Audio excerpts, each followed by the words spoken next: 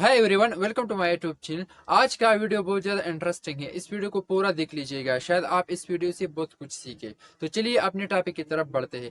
English की कुछ अल्फाज ऐसे हैं जिसकी स्पेलिंग में थोड़ा सा डिफरेंस होता है, तो चलिए उन अल्फाज की तरफ बढ़ते हैं। इस एग्जाम्पल्स को आप देखें। ये पहले वाले कॉलम में जितने भी अल्फाज है ये मैंने ब्रिटिश इंग्लिश से उठाए हैं, जबकि इस दूसरे वाले कॉलम में जितने भी अल्फाज है ये मैंने अमेरिकन इंग्लिश से उठाए हैं। चलिए इसको प्रोनाउंस करते हैं और उसके बाद फिर इसको हम स्पेल करेंगे। Colour, labour, apologize, recognize, defense and license। अब चलिए इसके एक एक लेटर को प्रोनाउंस करेंगे ताकि आपको समझ में आ जाए। Colour, COLOUR, colour. कलर हम रंग को कहते हैं। ब्रिटिश इंग्लिश में कलर को इसी तरह स्पेल किया जाता है। अब चलिए अमेरिकन इंग्लिश की तरफ। Colour, COLOR, colour. जबकि अमेरिकन इंग्लिश में कलर को इसी तरह स्पेल किया जाता है और इसी तरह लिखा जाता है। तो ऐसा डिफरेंस क्यों है, इसी वीडियो में हम ये जानेंगे। तो चलिए इंग्लिश लैंग्वेज के बैकग्राउंड को थोड़ा सा जानते हैं, तब हमें आसानी होगी इसी तरह अल्फाज को अंडरस्टैंड करने में।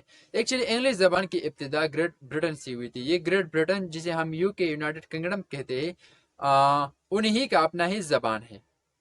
लेकिन 17वीं सेंचुरी के बाद ब्रिटेन के बहुत से इमिग्रेंट्स ने ब्रिटेन को छोड़ के अमेरिका चले गए। एक्चुअली यूके ब्राजील यूरोप में वाक़ है, जबकि अमेरिका एक अलग कॉन्टिनेंट है। यूके और अमेरिका के दरमियान एक ओशन वाक़ है जिसे हम अटलांटिक ओशन कहते हैं। आप इस इमेज में देख भी सकते हैं। जब यूके के सेटलर्स अमेरिका पहुंच गए वहां पर कब्जा करने के लिए, अमेरिका को कॉलोनी बनाने के लिए, तो वहां पर ये अपने ही साथ ही इंग्लिश जबान ले गए। वहां पर जो लोग रह रहे थे अमेरिका में, उन लोगों की जबान इंग्लिश नहीं थी, वहां पर मुख्तलिफ किस्म की जबानें बोली जाती थी। तो वक्त के साथ साथ जब ब्रिटेन से और इमिग्रेंट्स भी वहां पर चले गए और उन्होंने अमेरिका को कॉलोनी ही बना लिया, तो इंग्लिश जबान वहां पर बोलने लगी और स्प्रेड होने लगी। अब ब्रिटेन और यूएस के बीच में अटलांटिक ओशन है और इन दोनों कॉन्टिनेंट्स के बीच में तकरीबन 6000 किलोमीटर से ज़्यादा फासिला है।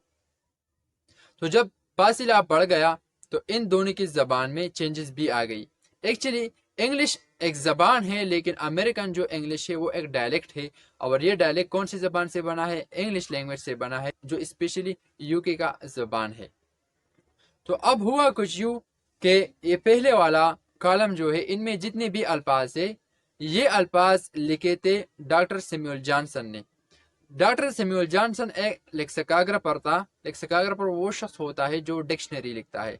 तो जब डॉक्टर सैमुअल जॉनसन डिक्शनरी लिख रहा था तो उसने कलर को और इस कलर के नीचे जितने भी अल्फाज है इसी तरह स्पेल किया था। और अभी भी ये अल्फाज ब्रिटेन में इसी तरह लिखे जाते हैं और इसी तरह बोले जाते हैं।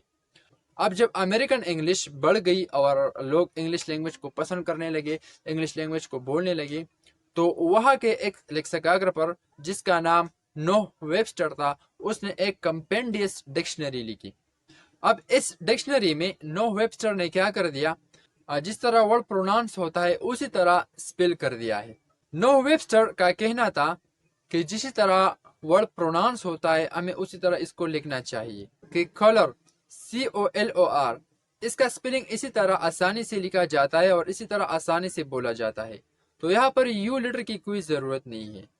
इसी तरह लेबर, LABOR, यहाँ पर भी यू का कोई ज़रूरत नहीं है।